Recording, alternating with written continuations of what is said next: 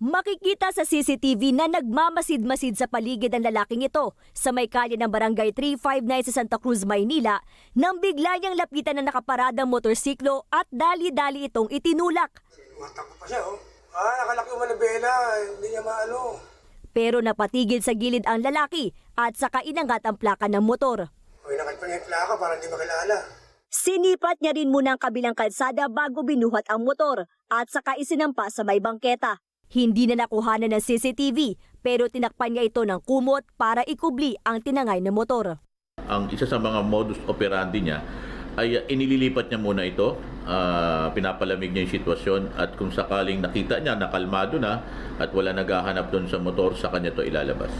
Malaking abala ito sa may-ari ng motor na si Nicolas Tafalia, isang barangay treasurer dahil hindi pa anya ito tapos sulugan. 3 years yun, bali 1.5 ko pala nahulugan. Kasi ginagamit ko sa pantrabaho yun eh. Sa tulong ng mga CCTV, agad natunto ng sospek. Kaya lang nagkataon lamang na yung ating mga complainant ay hindi na nagpupurso ng formal charge laban sa kanya. At nalaman din natin na dati na rin itong nakulong dahil sa kasong homicide. Hindi ko totoo yung naganako. Nagmalasakit lang ako, nakita ko. Kasi dati rin namin na naging service yung motor na yon. Tinabi ko. Pero bakit hindi niyo po inireport sa barangay?